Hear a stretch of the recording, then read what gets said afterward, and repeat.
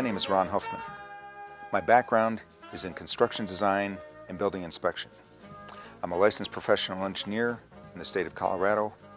I've been performing home and commercial property inspections for real estate transactions since 1989. In 1999, I started performing specialty inspections of EIFS, stucco, man-made stone, natural stone, and other exterior wall claddings. I'm the immediate past president of Exterior Design Institute and am currently an instructor for EDI. EDI is an EIFS, stucco, and exterior wall cladding inspector training association.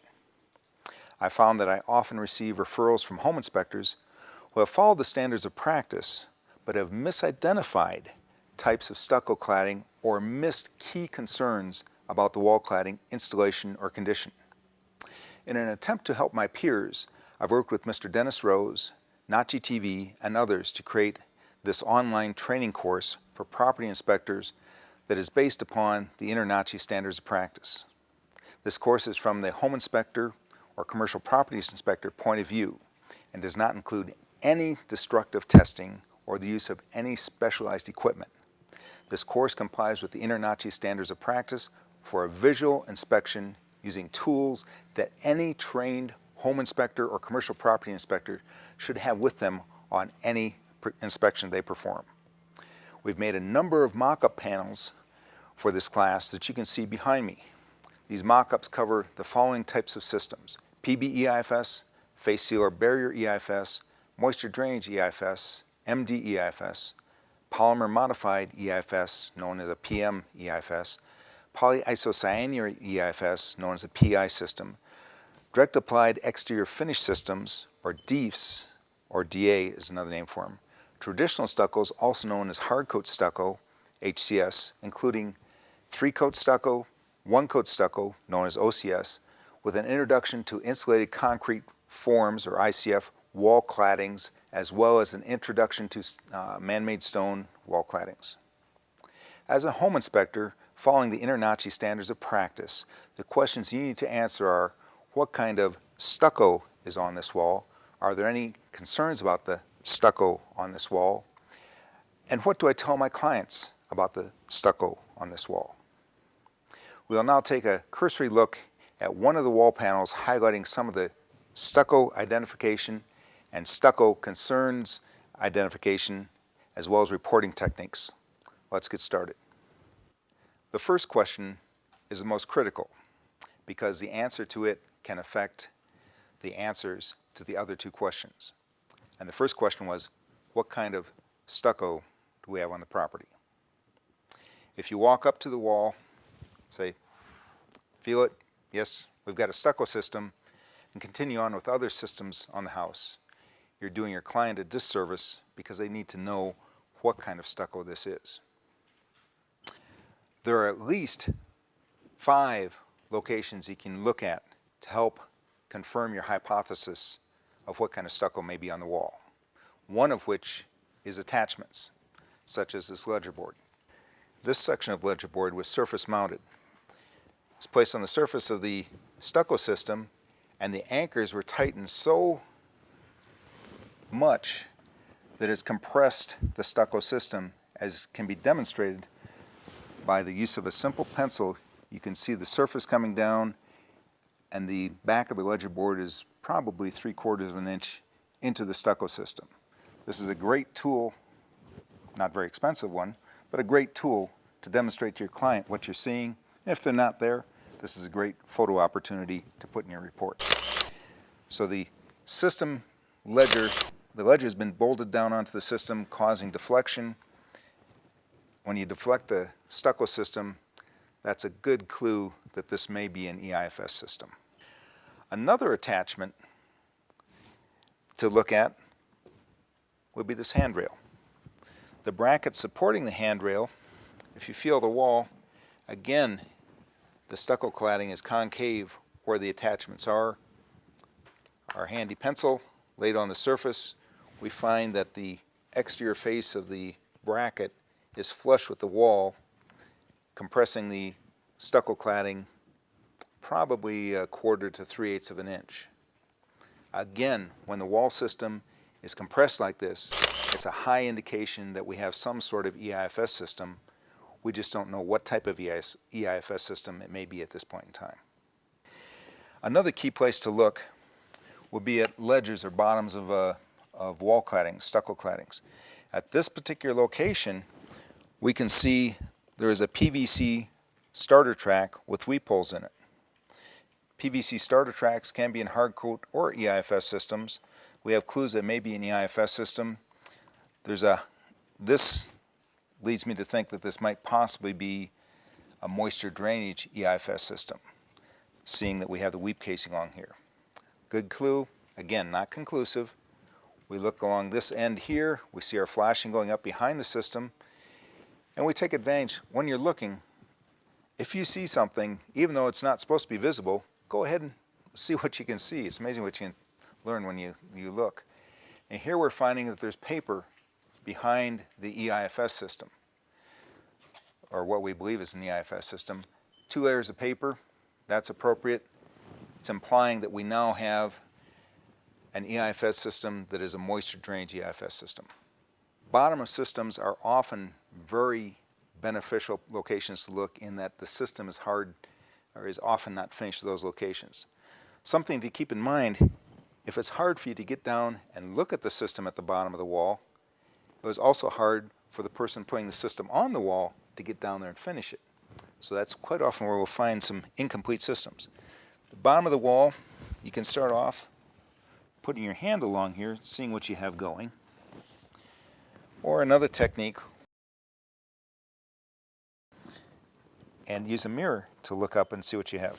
Over in this section, we see a weep casing, a PVC starter track with weep holes, or a weep casing. And then over here, we see back wrapping. We find some gaps in the back wrapping, some incomplete mesh, some incomplete back wrapping. When I'm out on the property, I have my own mirror, and I'm able to stand up and be looking at the bottom of the wall without having to get down on my hands and knees. But these are excellent places to look for details and concerns. You know, there's a great little hint that you should pay attention to when you're looking at wall systems. You walk up to the house. One thing you can do is tap on the wall. Use your knuckles, but they get kind of raw. I quite often will take my flashlight or a screwdriver and just tap on the wall. It sounds kind of hollow. If it sounds hollow, that's a clue you may have an EIFS system. If you come over to another wall and tap on it, see how that sounds much more solid, firm? That's a hard coat system. So it sounds much more solid on a hard coat system, much more hollow on a EIFS system. So a little clue to help you in terms of identifying the stucco system. Another great non-destructive technique of checking the wall system, what type of cladding system you may have, is to come up and just press on the wall. If it gives to your thumb, I don't know if you can see that or not, but it's moving in and out probably 1/8 of an inch or so.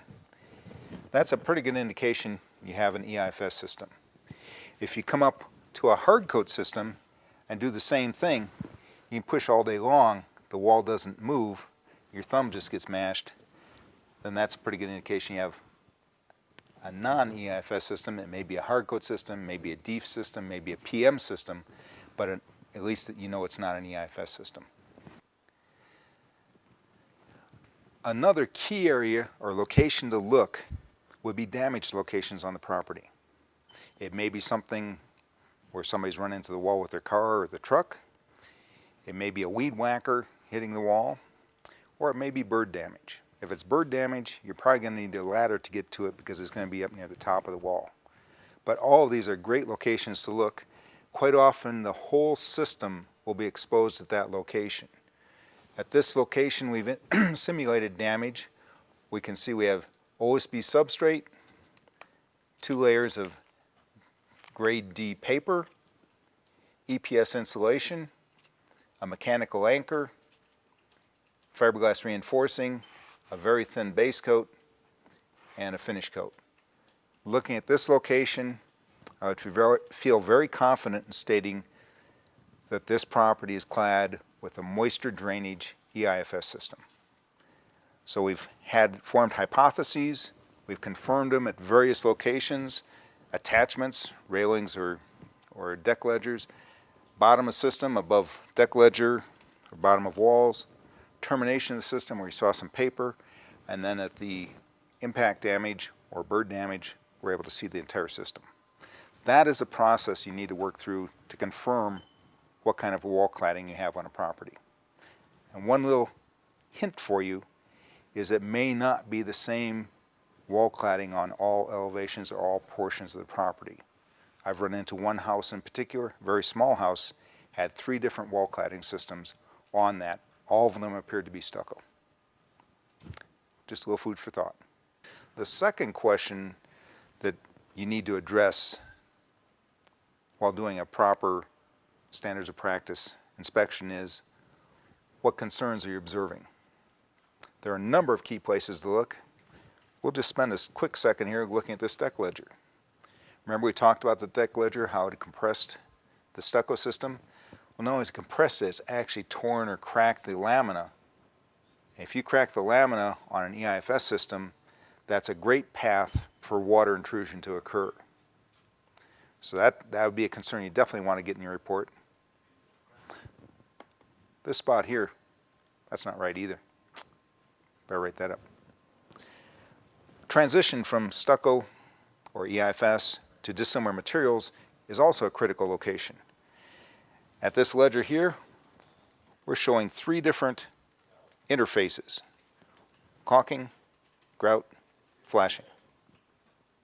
Which one's correct? We go into that in more detail in the class. The answer really depends on what kind of wall system you have. That's why it's so critical that you're able to identify the type of wall cladding you have on the property. On the other mock-up, we saw there's some concerns that can exist at the water table. Another place you definitely need to check out is the vertical transition between dissimilar materials. What's going on at those locations? Definitely look there. Quite often you get clues as to what kind of system it is or what problems might exist. Another key place to be looking is at a diverter or kick-out flashing location. That's typically where a gutter runs into a wall. At that location, we can often get hints to the system type and also identify construction defects. We've constructed a wall with a proper kick-out flashing and one without a kick-out flashing. If you see the kick-out flashings missing, you've probably got problems going on in the house. One other key point you need to keep in mind as a property inspector looking at stucco: if you see EPS or XPS, don't jump to the conclusion that you have an EIFS system. One of the major misidentifications I see from numerous home inspectors is they see EPS and call it an EIFS system, when in fact it is a hard coat system with EPS plant-ons or the optional EPS underneath the hard coat system. So if you jump to that conclusion, you've misidentified the system, and now your client may be misled in making the wrong decision. So you need to know what you're looking at and be able to understand it. The third question you need to be able to answer about the stucco system is how to properly report this information to your client. If you're confident in what you're doing and know what you've got, while you're walking around with your client, you see this is compressed, you can put your pencil up there and show them that it's compressed, implying that it's an EIFS system.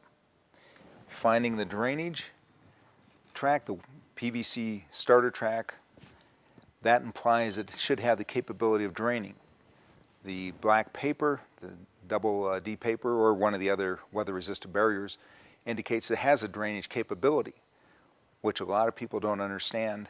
It's an upgraded system, helps manage water in a much more effective manner to avoid deterioration of the wall system. So, knowing what kind of system you have then helps you answer the next 2 questions. What concerns you have? If you have a system that's sealed up at the bottom but it's supposed to be a drainage system, you know you've got a defect or a concern that needs to be addressed. If you find crushed or damaged stucco somewhere, those need to be checked out. If you find missing sealants, a number of different things, put those all in your report to give to your client, telling your client we have concerns with this property. These are the ones I've observed. You need further investigation by a stucco expert for these reasons.